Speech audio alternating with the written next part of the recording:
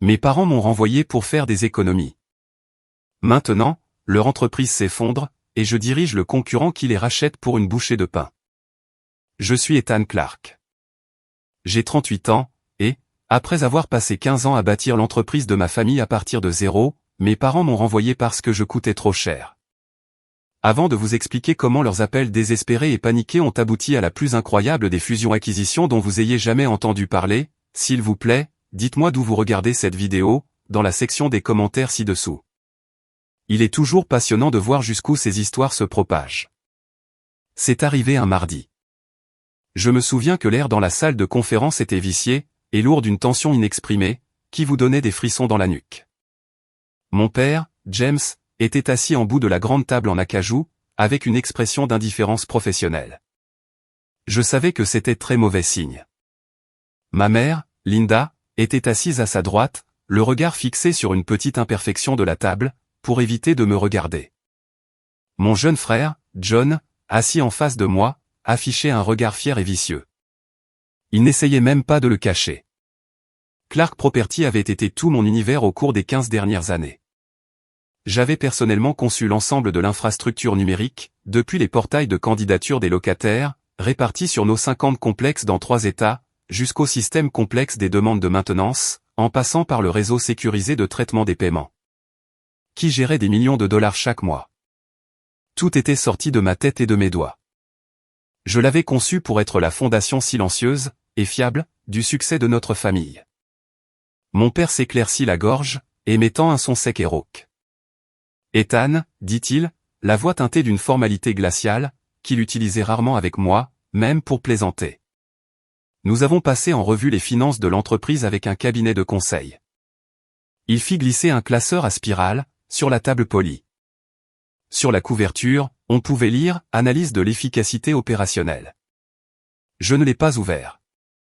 Je n'en avais pas besoin. Depuis des semaines, ces réducteurs de coûts, comme je les avais surnommés mentalement, arpentaient les couloirs, posant des questions superficielles, et hochant sagement la tête, comme s'ils comprenaient les réponses. « C'est une simple question de frais généraux », ajouta ma mère, d'une voix basse et préparée, tout en continuant à fixer la rayure sur la table. « Ton salaire représente un poste de dépense important, Ethan.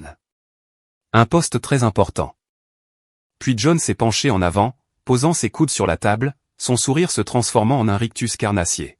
« Nous pouvons embaucher 3 ingénieurs juniors pour ce que nous te payons, Matt, a-t-il continué, la voix transpirant un sentiment d'accomplissement, qu'il attendait clairement d'exprimer depuis des années. Rien de personnel. C'est juste de la réduction des coûts, du business intelligent. Rien de personnel. » Les mots restèrent suspendus dans cette pièce étouffante, aspirant le peu d'oxygène qu'il restait. 15 ans de redémarrage de serveur à 2 heures du matin, de rendez-vous annulés, et de jours de vacances passés au téléphone, à réparer un système que moi seul comprenais. Je leur avais bâti un empire, sur des fondations numériques solides comme le roc, et ils me traitaient comme un équipement défectueux, que l'on pouvait simplement remplacer. Je n'ai pas discuté. Je n'ai pas crié. À quoi bon? J'ai juste regardé mon père, puis ma mère. J'ai surpris une infime lueur de culpabilité dans les yeux de ma mère, avant qu'elle ne la dissimule. L'expression de mon père est restée de marbre. Ils avaient déjà pris leur décision. Je me suis levé, j'ai repoussé ma chaise doucement, et j'ai hoché la tête une fois. Je comprends, ai-je répondu, et ce mensonge avait le goût de la cendre dans ma bouche. En retournant à mon bureau, que j'occupais depuis près d'une décennie, je suis passé devant la salle des serveurs principale. Les lumières vertes clignotantes, si familières et apaisantes, du système que j'avais conçu, étaient visibles à travers le verre blindé. Sur l'un des écrans, une petite ligne de texte toute simple est apparue, dans le journal de diagnostic en arrière-plan du système, le protocole d'archivage des données est programmé pour s'exécuter dans 60 jours. Une routine que j'avais conçue, et qui nécessitait ma supervision. Il n'avait aucune idée qu'il y avait une bombe à retardement. Je suis entré dans mon bureau, et j'ai attrapé une boîte en carton vide. Emballer 15 ans de sa vie est une tâche étrange. Cela ne prend pas autant de temps qu'on pourrait le croire. Quelques photos encadrées d'amis, une tasse à café sur laquelle on pouvait lire le codeur le plus correct du monde, et une pile de manuels techniques, que j'avais pratiquement mémorisés. Pendant tout ce temps, un film de souvenirs défilait dans ma tête. Pas les bons moments, mais les détails insignifiants. Les milliers de petits instants, où l'on m'avait pris pour acquis, et que j'avais délibérément ignoré pendant des années. Je n'étais pas seulement leur fils, j'étais essentiellement leur premier employé. Je me suis souvenu des véritables débuts, lorsque je travaillais dans le sous-sol humide, et moisi, de leur premier petit immeuble de bureau. Pendant qu'ils étaient dehors à se démener, à conclure des accords, et à serrer des mains, j'étais en bas, entouré de murs en parpaing, carburant au café tiède, et porté par une foi presque naïve, en ce que nous créions ensemble. J'ai appris à coder par moi-même, parce que nous n'avions pas les moyens d'embaucher un professionnel, et non parce que j'aimais ça au début.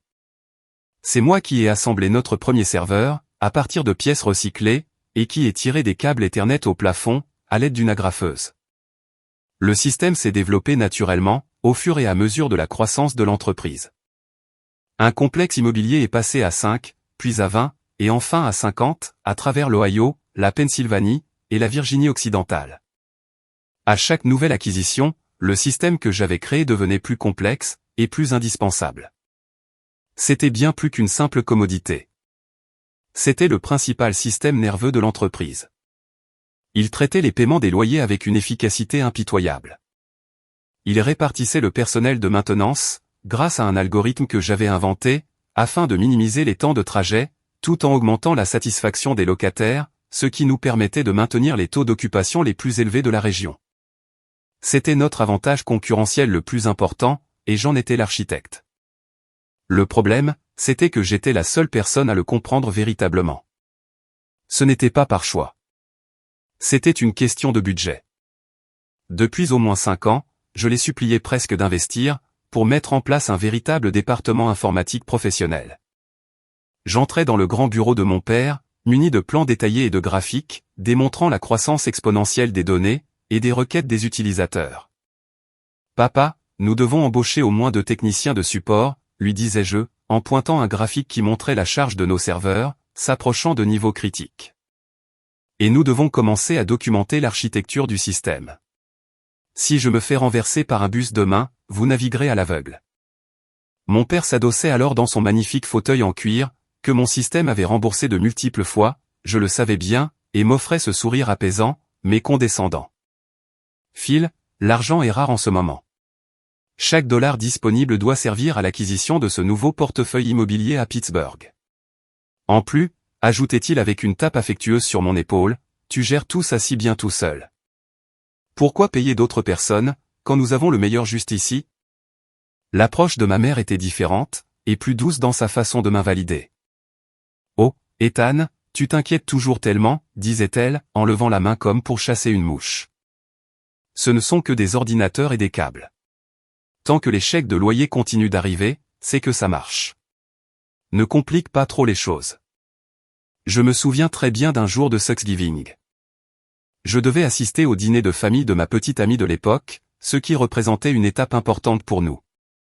Mon téléphone a explosé de notifications à 14 heures, juste au moment où il sortait la dinde du four.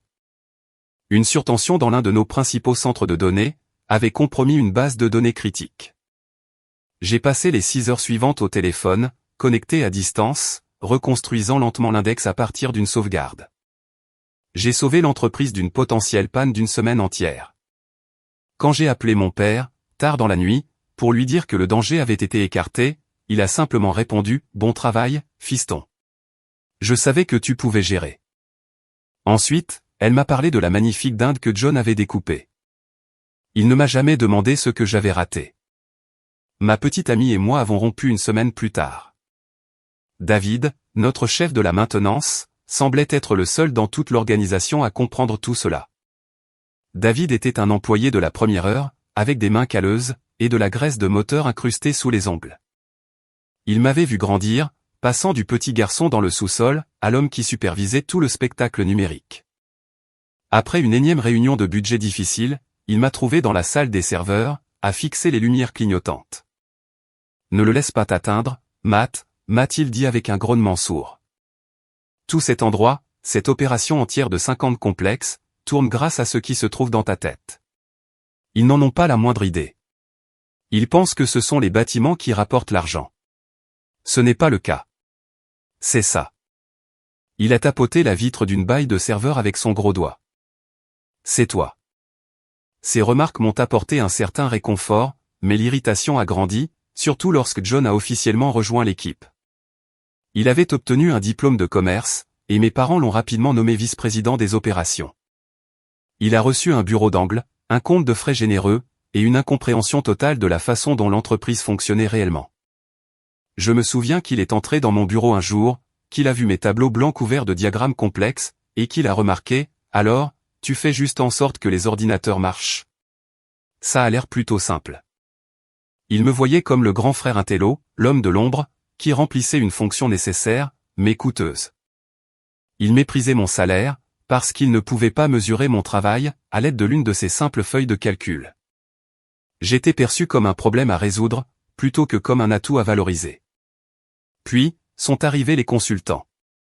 Ils nous ont été présentés par Monsieur Paul, un vieil ami de la famille, qui jouait au golf avec mon père le samedi. « James, tu dois rencontrer ces gars », avait remarqué Paul lors d'un barbecue du 4 juillet, sa voix résonnant avec un faux sérieux. « Ce sont des sorciers absolus. Ils trouveront des pistes d'optimisation dans ton entreprise, dont tu ne soupçonnais même pas l'existence. » Ces sorciers de chez Cost Slasher Incorporated étaient de type courtois, habillés dans des costumes qui coûtaient probablement plus cher que ma première voiture. Ils ne s'exprimaient qu'en mots à la mode, synergie, optimisation, redimensionnement, et attrition à valeur ajoutée. Pour minimiser les coûts, ils ont créé des graphiques colorés, et des diapositives PowerPoint élégantes, qui exprimaient la même chose de 100 manières différentes. Quel était le coût le plus important, le plus simple, et avec la plus grande valeur ajoutée, à éliminer?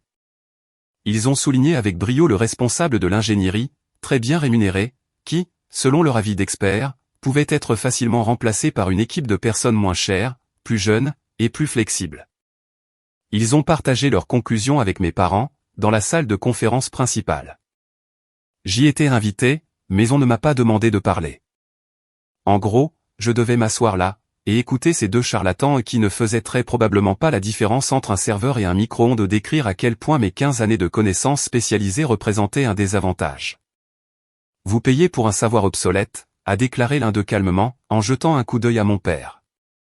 Dans le paysage technologique actuel, qui évolue rapidement, vous avez besoin de juniors agiles et affamés. Vous pouvez en avoir 3 pour ce seul salaire. Pensez au retour sur investissement immédiat. Mes parents, qui étaient déjà sous pression financière à cause d'un investissement immobilier désastreux, qu'ils m'avaient soigneusement caché, ont perçu l'idée des consultants comme un remède miracle. Ce n'était pas seulement une question d'argent me concernant. Il s'agissait de trouver une réponse simple, et valorisante, à un problème complexe, qu'ils étaient trop fiers d'admettre avoir causé. Me licencier était plus facile que d'avouer qu'ils avaient joué, et perdu des millions. Avec le recul, tous les signes étaient là. Monsieur Paul me posait des questions extrêmement précises, sur nos politiques de sécurité des systèmes, lors des réunions de famille. Mes parents changeaient maladroitement de sujet, chaque fois que je mentionnais la planification stratégique à long terme. Ils n'étaient pas seulement radins, ils étaient aussi désespérés. Et quant à John? John était simplement soulagé d'être le prince incontesté, maintenant que le magicien de la cour était écarté. J'ai sécurisé la boîte en carton, avec une longue bande de ruban adhésif bruyant. Alors que je la sortais de mon bureau pour la dernière fois, j'ai aperçu David dans le couloir.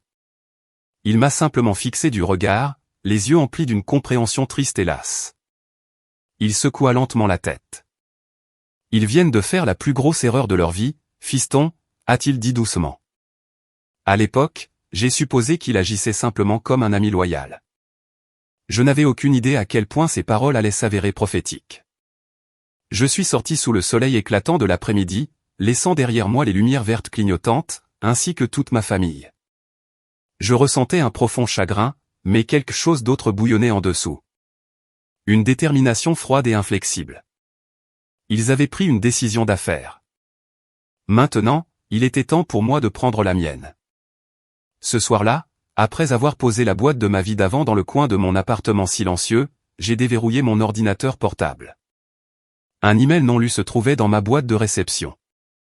L'objet était clair, direct, et professionnel, invitation à un entretien pour le poste d'architecte système en chef.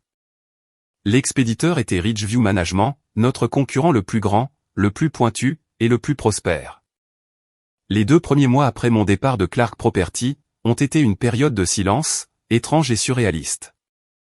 Pour la première fois en 15 ans, mon téléphone n'était plus une bombe à retardement d'appels d'urgence, provoquant une anxiété latente et constante.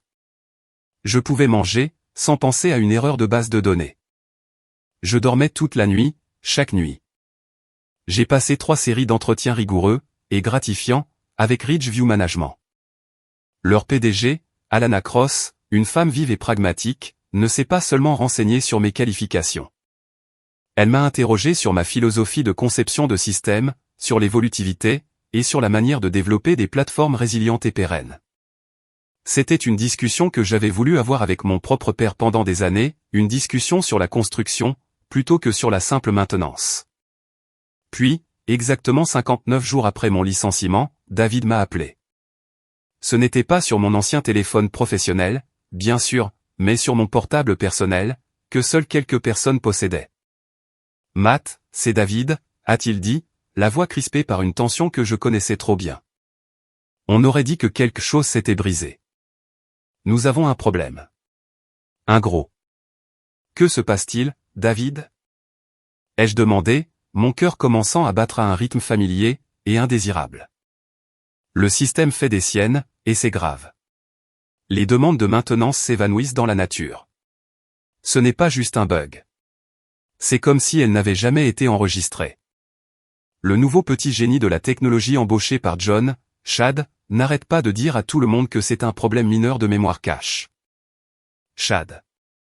Je le connaissais suite à une brève présentation, assez malaisante, avant mon départ. Jeune et confiant, avec un CV rempli de mots à la mode, et un sourire en coin qui était une pâle imitation de celui de John. C'est Madame Gable, dans l'appartement 12B, a ajouté David, en baissant la voix. Elle a 80 ans. Elle vit seule.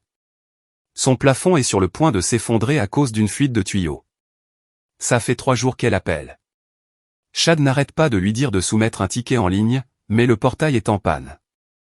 Elle a appelé sur mon portable personnel, en pleurs. Je ne sais pas quoi faire. L'image de cette pauvre dame âgée, effrayée dans sa propre maison, m'a glacé le sang. Il ne s'agissait plus de serveur ou de programmation. Il s'agissait de personnes humaines. Ce n'est pas un problème de cash, n'est-ce pas, David ? Ai-je demandé doucement. Il y eut une longue pause. Non, fiston. Ce n'est pas ça. C'est différent. C'est comme si tout le système commençait à pourrir de l'intérieur. Je savais ce que c'était. Demain marquerait le 60e jour du protocole de préservation des données. J'avais conçu un script puissant, qui s'exécutait chaque trimestre, une mesure d'entretien, visant à transférer les anciens enregistrements inactifs vers un serveur de stockage profond. Cela permettait d'économiser de l'espace, et de garder la base de données active compacte et rapide. Cependant, ce n'était pas, et cela n'a jamais été censé être, une procédure entièrement automatisée.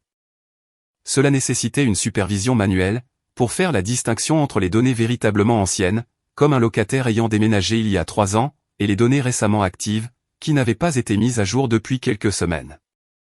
C'était une sécurité, une vérification humaine dans le système, pour empêcher précisément ce qui était sur le point de se produire.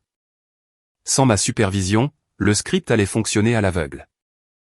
Il allait marquer un contrat de location vieux de 3 mois comme inactif, et l'archiver, le rendant inaccessible aux systèmes frontaux. Il allait rechercher un enregistrement de paiement récent, et procéder de la même manière. Ce ne serait pas un simple bug.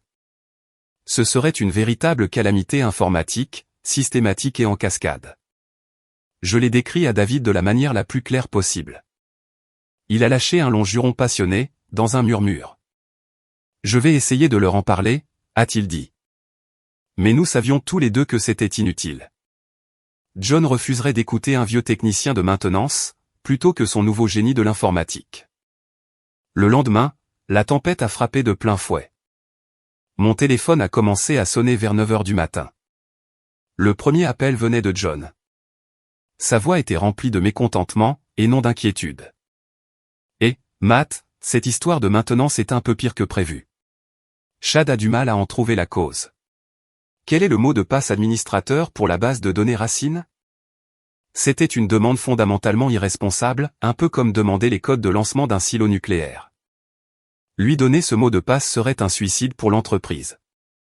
Je ne suis plus un employé, John, ai-je expliqué doucement, d'une voix posée. Je ne peux pas te donner cette information. Ce serait une faille de sécurité massive. Ne sois pas comme ça. Nous sommes une famille. Aide-nous, c'est tout. Tu as défini les termes de notre relation, John. Ce sont les affaires, et je ne fais plus d'affaires avec vous, ai-je répondu. Puis j'ai raccroché. 1 heure plus tard, ma mère a appelé. Sa voix était empreinte d'une douceur étrange. Ethan, chéri, ton frère a vraiment du mal. Il est tellement stressé. Ne pourrais-tu pas passer un petit moment, juste pour l'orienter dans la bonne direction?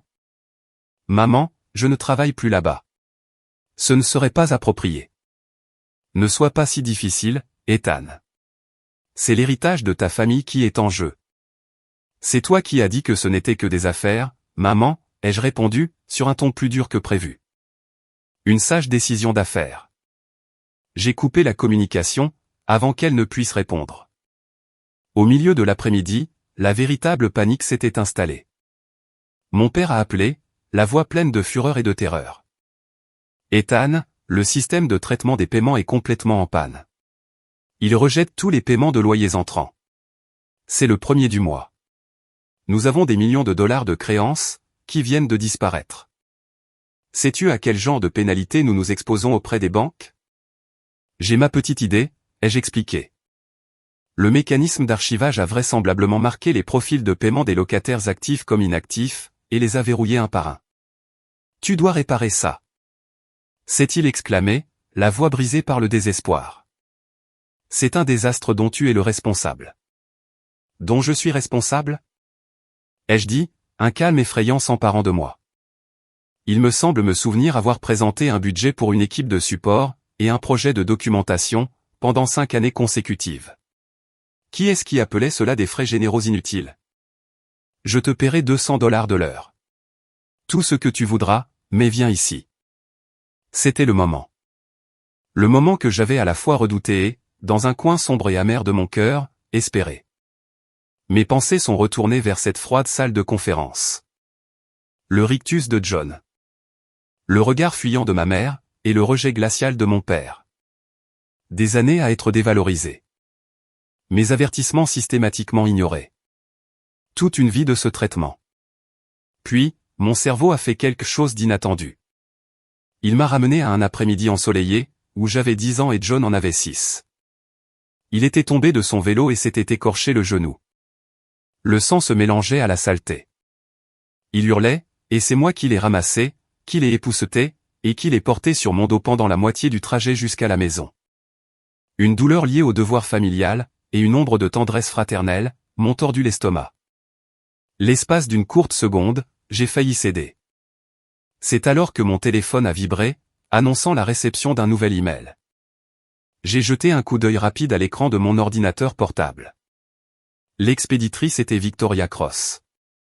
L'objet était, offre formelle, architecte système en chef, Ridgeview Management. Le souvenir de mon jeune frère en larmes s'est effacé, remplacé par l'image cristalline de l'expression suffisante de John, dans cette salle de conférence. Le conflit intérieur s'est dissipé, et ma détermination s'est solidifiée en quelque chose d'aussi fort, et impénétrable, que de l'acier forgé.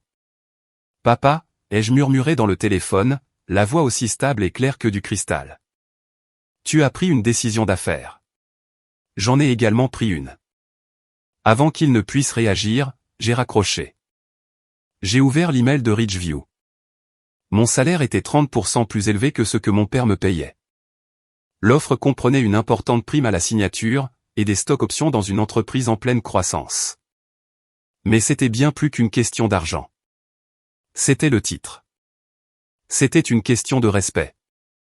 C'était l'opportunité de créer quelque chose d'incroyable, sans avoir à mendier pour obtenir les outils nécessaires.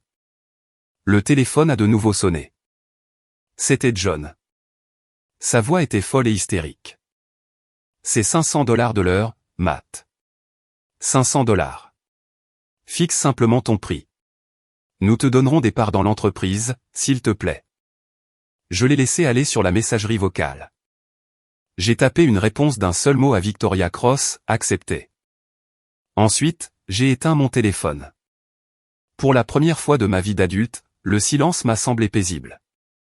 Commencer chez Ridgeview Management donnait l'impression de sortir d'un film en noir et blanc, pour plonger dans un magnifique monde en Technicolor. Les espaces de travail étaient élégants et modernes, conçus pour la collaboration, avec des baies vitrées du sol au plafond, et une énergie calme et concentrée.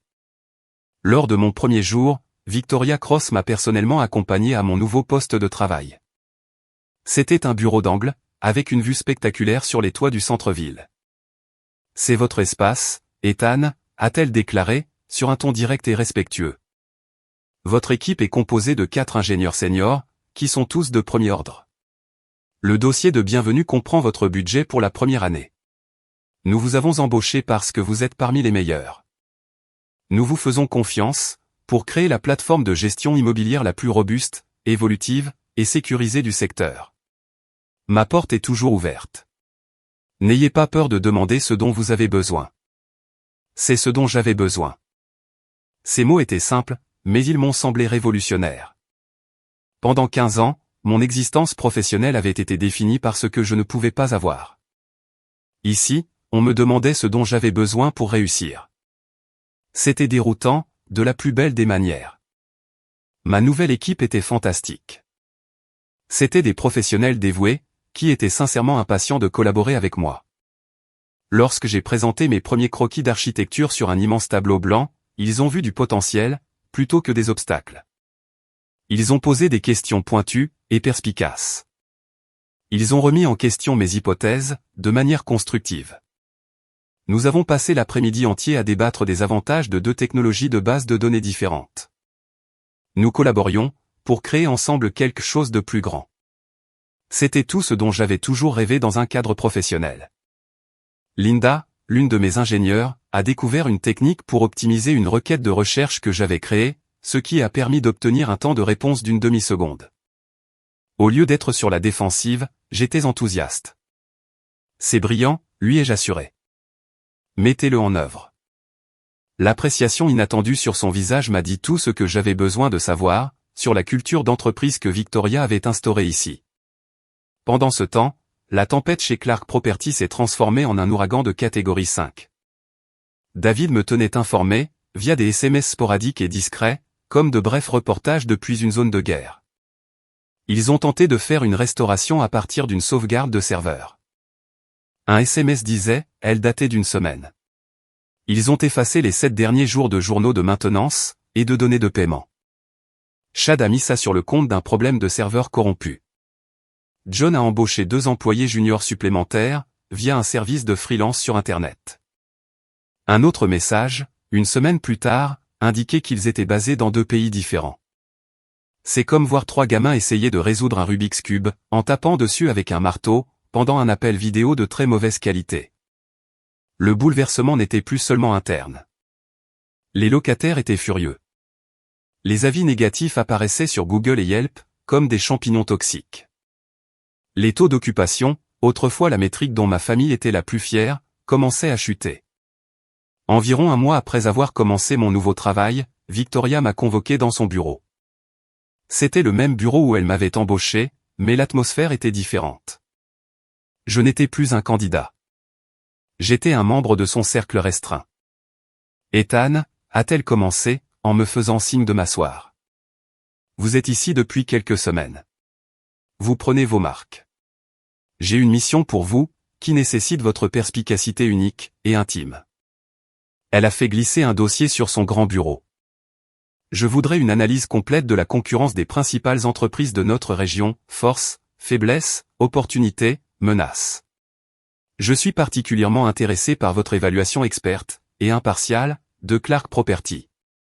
Je suis au courant du contexte, mais je voudrais votre évaluation d'expert sur leurs faiblesses opérationnelles actuelles, d'un point de vue purement technique. Mon cœur a raté un battement.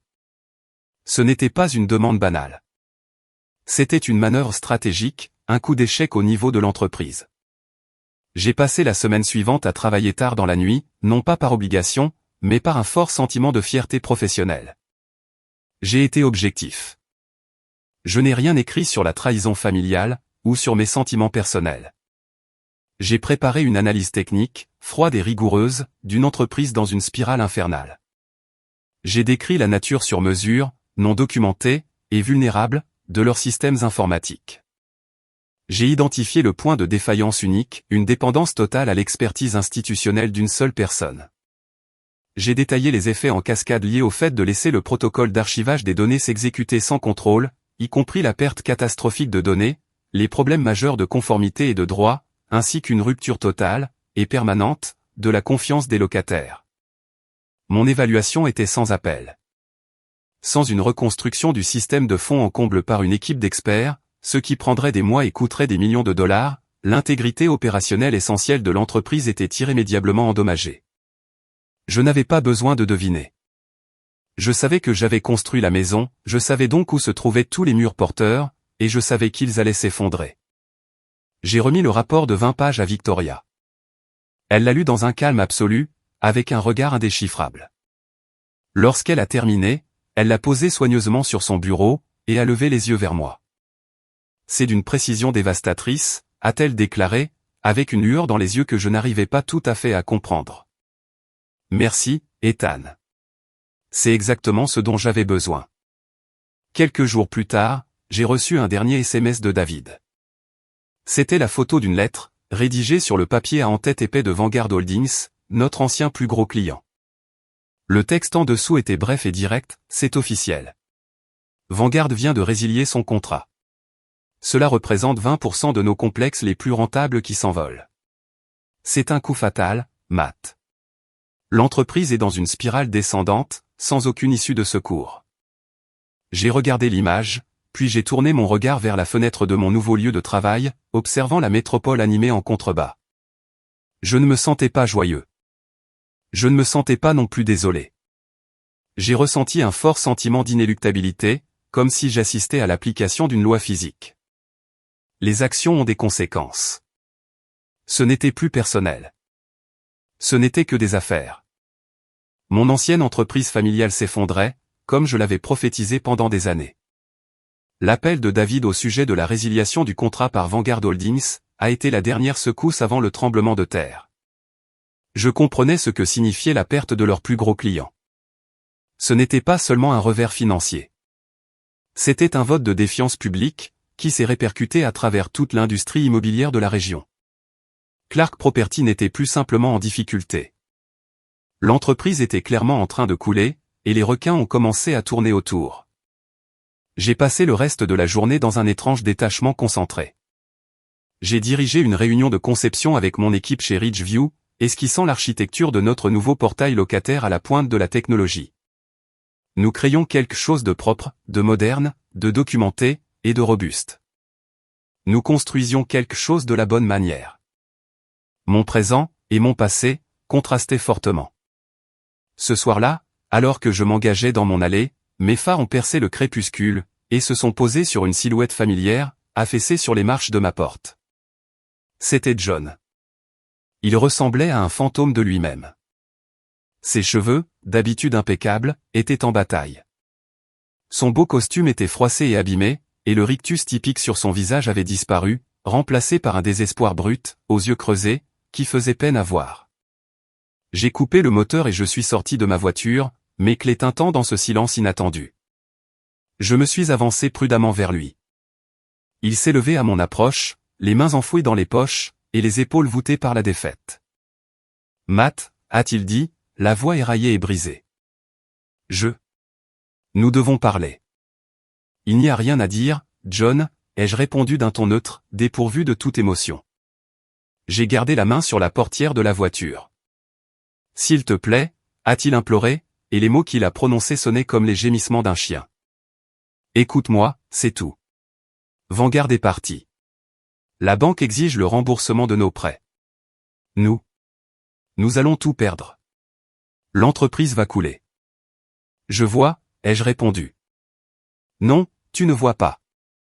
A-t-il rétorqué, un éclair de son ancienne arrogance refaisant surface, avant d'être rapidement étouffé par une vague de détresse. C'est un désastre total. Le système, c'est une boîte noire. Chad et ses gars ont démissionné ce matin. Ils ont pris leur dernier chèque, et ils sont tout simplement partis. Ils ont dit que tout le système était d'une complexité contraire à l'éthique et irrécupérable. Ils ont dit que seul un fantôme aurait pu construire ça. Je ne suis pas un fantôme, John. Je suis le gars à qui on a dit de faire ces cartons, parce que j'étais trop cher. Ces mots sont restés en suspens dans l'air glacial de la nuit, entre nous. Il a tressailli, comme si je l'avais frappé physiquement. Pour la première fois de ma vie, j'ai remarqué une véritable humiliation dans les yeux de mon frère. Je sais. D'accord. Je sais. J'ai été un idiot. J'ai toujours été jaloux de toi. Je détestais le fait que papa compte sur toi, pour les choses importantes. J'étais un imbécile stupide et arrogant.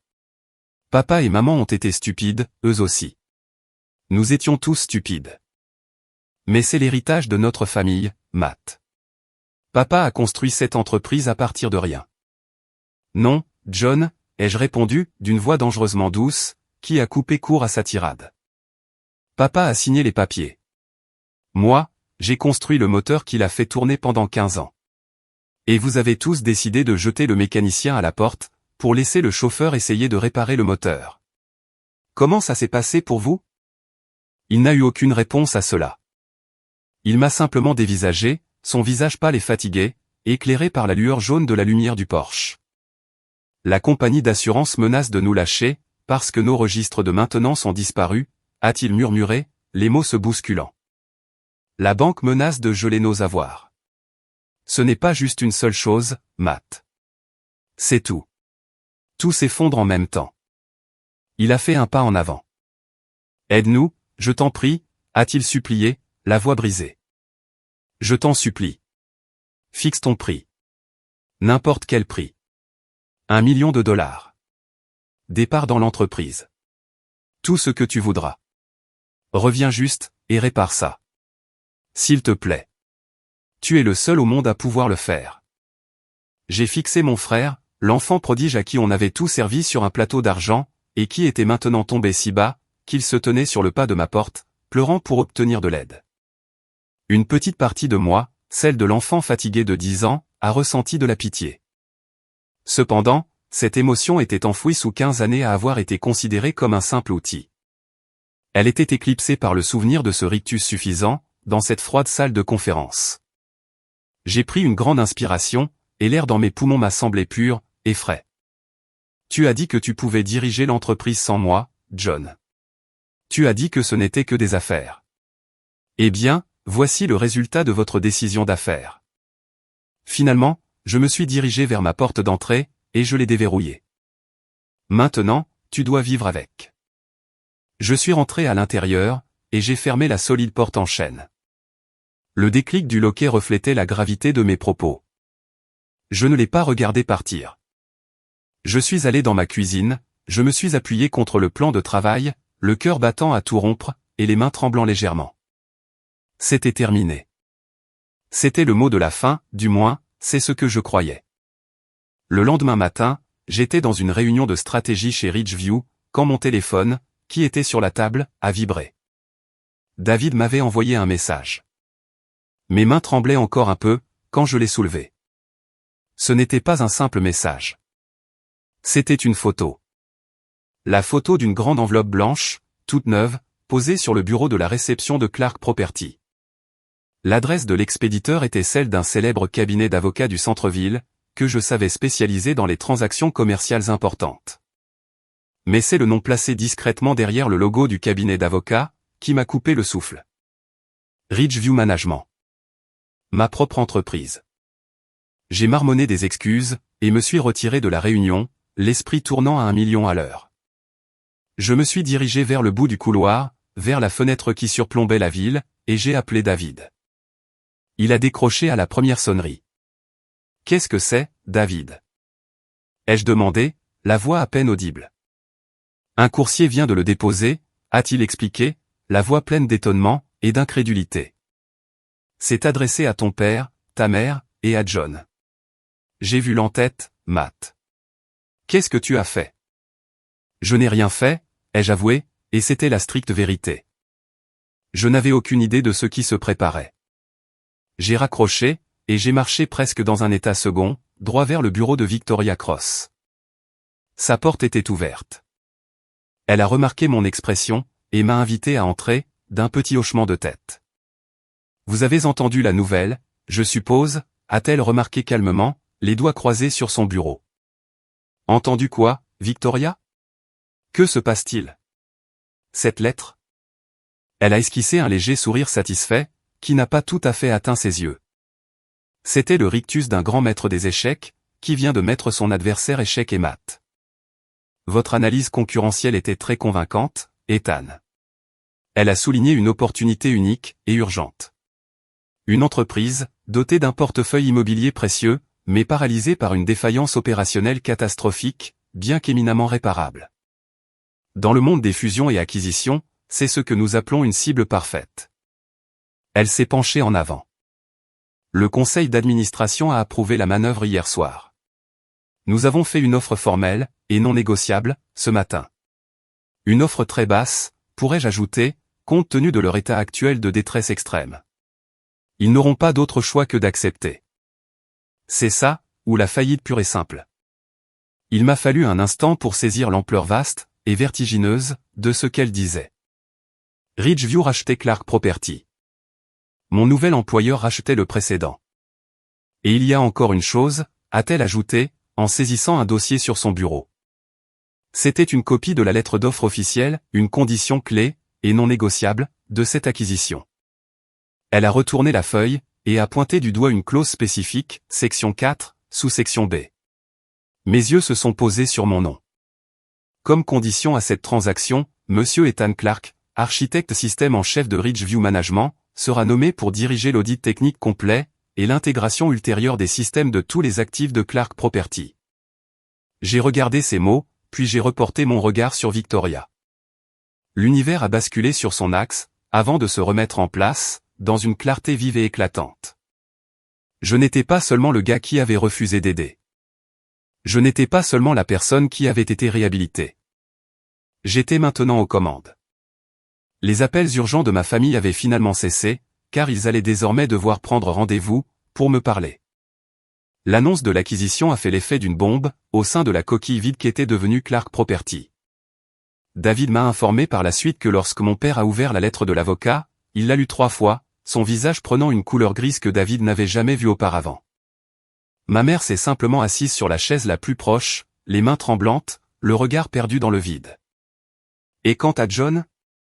John est resté planté là, abasourdi par la réalité de la situation, jusqu'à ce que tout s'abatte sur lui comme un coup physique.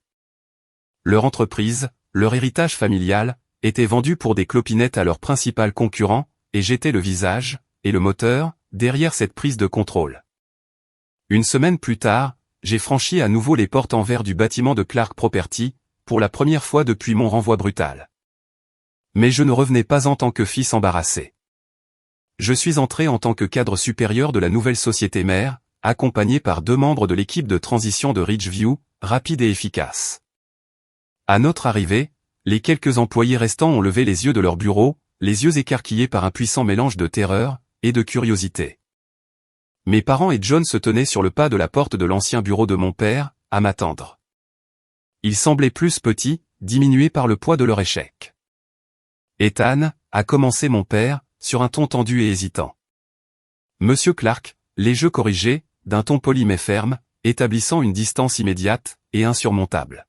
« Peut-être devrions-nous tous nous réunir dans la salle de conférence, pour discuter du plan de transition. » Ce changement de formulation, pour ce titre professionnel glacial, les a frappés plus durement que n'importe quel mot de colère. Cela a tracé une ligne dans le sable, aussi tranchante qu'une lame de rasoir. Ce jour-là, dans ce bâtiment, je n'étais ni leur fils ni leur frère. Je représentais leur nouvelle réalité. Nous nous sommes assis dans cette même salle de conférence, où j'avais été brusquement renvoyé. L'ironie était si lourde, que je pouvais presque la goûter. Cette fois-ci, je me suis assis en bout de table, comme mon père l'avait toujours fait.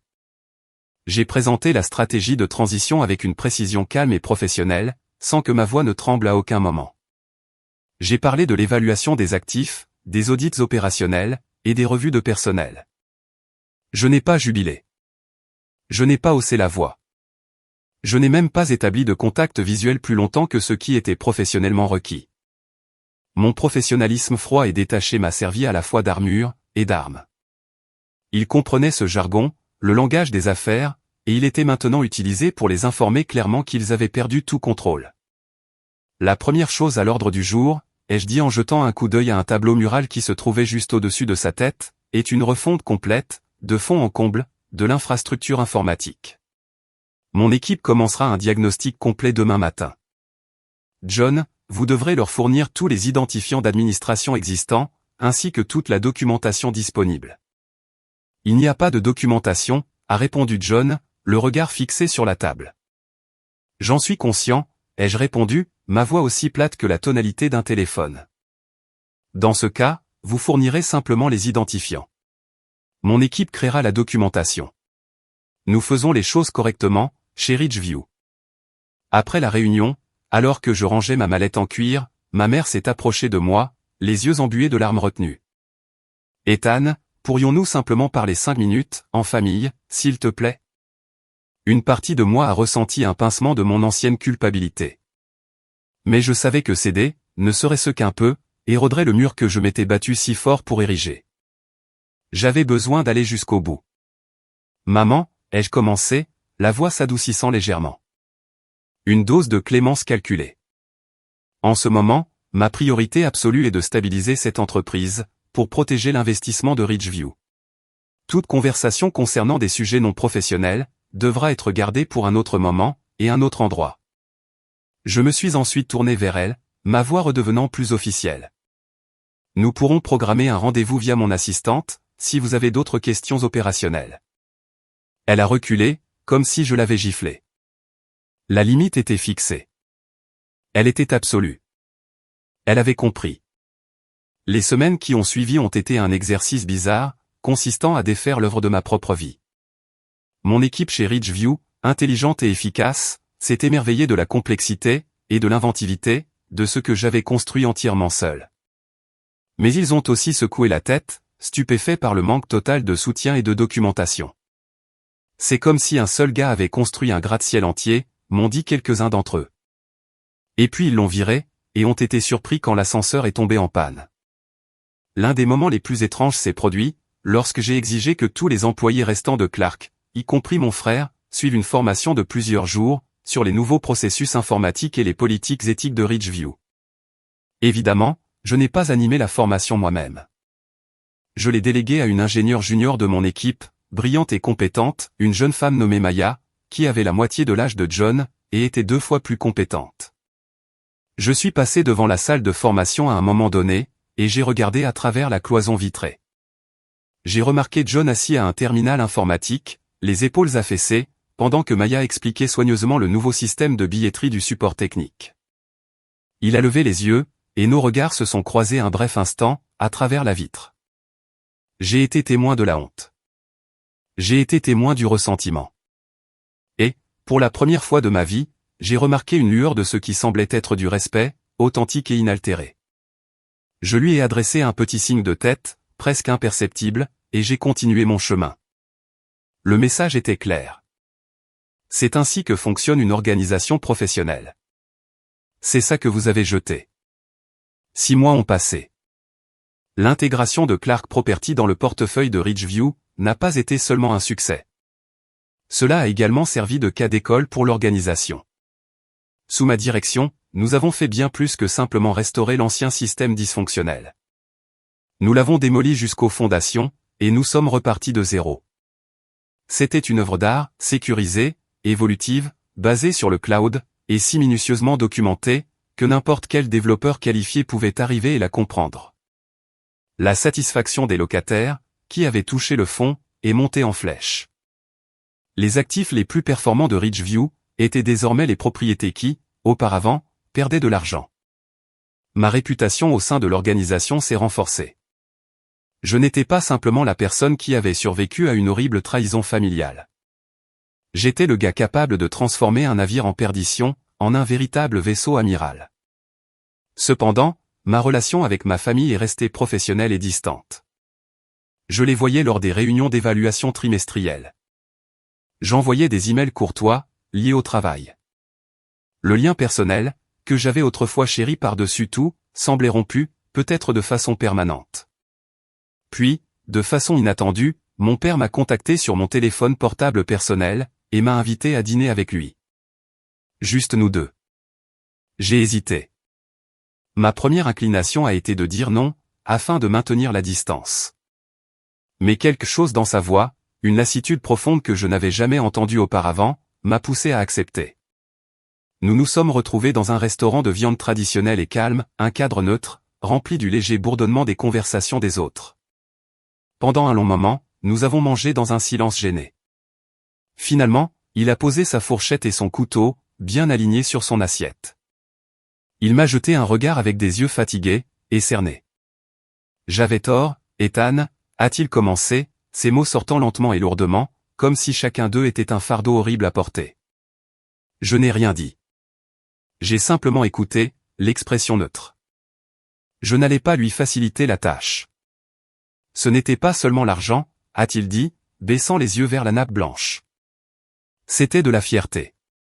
Ma fierté. Nous avions fait un mauvais investissement. Une affaire immobilière spéculative en Floride. Ça a mal tourné. Nous étions dans le pétrin, bien plus que nous ne l'avons jamais laissé paraître à qui que ce soit, et surtout à toi. Nous faisions face à la possibilité d'une faillite selon le chapitre 11. Il prit une inspiration nerveuse, et but une gorgée d'eau. Et puis, Paul, notre ami, ton parrain, il me parlait constamment à l'oreille.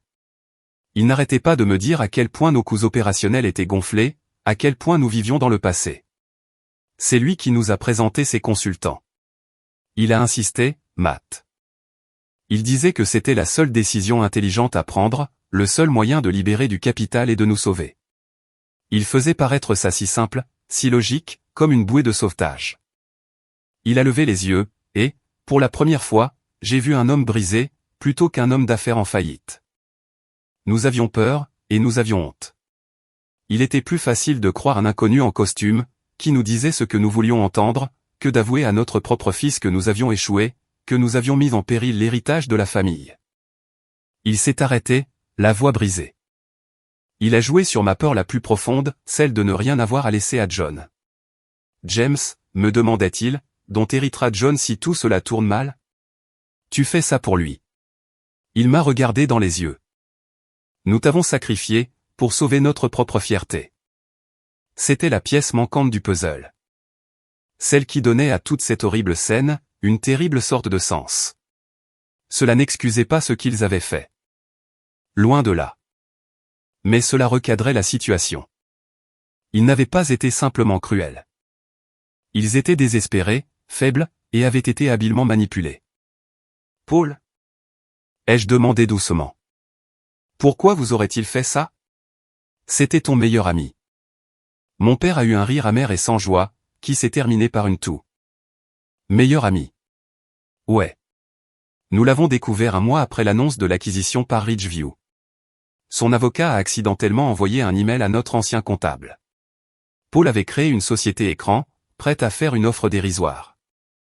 Il prévoyait de nous racheter, pour 10 centimes par dollar, dès l'instant où la banque exigerait le remboursement de nos prêts.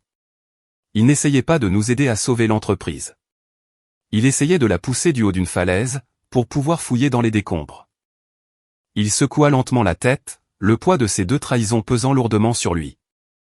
Nous étions tellement occupés à te trahir, que nous n'avons jamais vu le vrai serpent caché dans l'herbe. Nous sommes restés silencieux pendant une autre longue minute. Il avait avoué, il avait étalé la culpabilité de la famille, sur la table, entre nous. Ce n'étaient pas des excuses demandant pardon. C'était plutôt l'énoncé d'une vérité, un récit final et déchirant de ce qui s'était passé. Merci de me l'avoir dit, ai-je finalement répondu. C'était tout ce que je pouvais offrir. Ce n'était pas un pardon. Ce n'était pas une absolution. Mais c'était une reconnaissance. C'était un début, faible et hésitant. Le lendemain, alors que je terminais ma journée de travail, j'ai reçu un email. Il provenait du compte personnel de John. Il n'y avait pas d'objet. Je l'ai ouvert, m'attendant en partie à un autre appel désespéré, ou à une dure accusation. Le corps de l'email ne comprenait que 3 mots, tu avais raison. Ce n'étaient pas des excuses. C'était une concession, Une capitulation, la reconnaissance complète et totale d'une vérité, qu'il avait passé sa vie entière à rejeter. J'ai fixé ces 3 mots sur l'écran, pendant un long moment. Puis, d'un clic discret, j'ai fait glisser mon pointeur vers une icône qui ressemblait à une poubelle miniature. J'ai effacé l'email. Je n'avais plus besoin de sa concession. Ma réhabilitation ne découlait pas de ces mots, de la confession de mon père, de l'argent, ou de ce bureau d'angle. Elle venait de mon travail. Il en a toujours été ainsi. Aujourd'hui, je suis assis dans mon ancien bureau. Naturellement, il a subi des rénovations. Les murs sont d'un gris agréable et apaisant. L'ameublement est moderne et simple. Le vieux serveur poussif, qui bourdonnait autrefois dans le placard, a été remplacé par un serveur lame silencieux, et puissant, relié au cloud de Ridgeview. C'est mon bureau, et pourtant ça ne l'est pas. Il symbolise à quel point les choses ont changé, tant pour l'entreprise que pour moi. De ma fenêtre, je peux regarder la ville s'étendre, en un panorama vivant de possibilités. Je ne suis plus le type dans l'arrière-boutique, qui garde simplement les lumières allumées. Je travaille en tant qu'architecte de l'avenir, pour une entreprise qui privilégie les économies à long terme, plutôt que les gains à court terme. Une entreprise qui investit dans la résilience, plutôt que de prendre des raccourcis. Quant à ma famille, notre relation se reconstruit. C'est une procédure fastidieuse, minutieuse, semblable au recollage d'un vase fêlé. Ce ne sera plus jamais comme avant. Et c'est peut-être très bien ainsi. Ce sera quelque chose de nouveau, quelque chose de plus honnête. Il y a des dîners de fête gênants, ponctués de longs silences, et de vérités murmurées. Mon père est maintenant plus silencieux, et plus réfléchi. Ma mère essaie trop fort d'être gentille, et ses gestes sont empreints d'une tristesse qu'elle ne parvient pas à exprimer pleinement. John occupe un poste de chef de projet junior, dans une autre entreprise, dans un autre état. J'ai entendu dire qu'il s'en sortait bien. Il apprend en partant de zéro, comme je l'ai fait. Peut-être qu'un jour nous serons de nouveaux frères. Peut-être pas. Lorsque je repense à ce qui s'est passé, je ne me sens pas triomphant. La colère et l'amertume se sont en grande partie évaporées, remplacées par quelque chose de plus calme.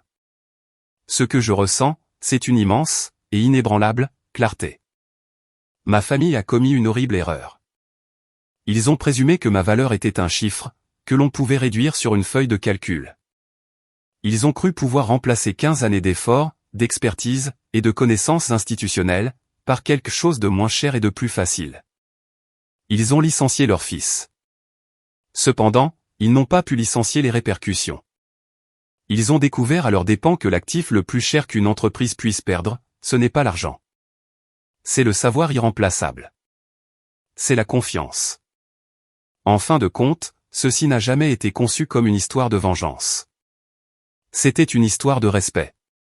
Le respect du travail. Le respect de l'expérience. Et surtout, le respect de soi-même, en particulier lorsque ceux qui sont censés vous aimer le plus, n'y parviennent pas. C'est vous qui devez déterminer votre propre valeur.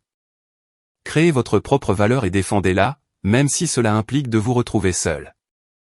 Vous devez être prêt à concevoir votre propre avenir, brique par brique, et ligne de code par ligne de code, car seule une fondation basée sur une valeur réelle et indéniable, ne pourra jamais être ébranlée.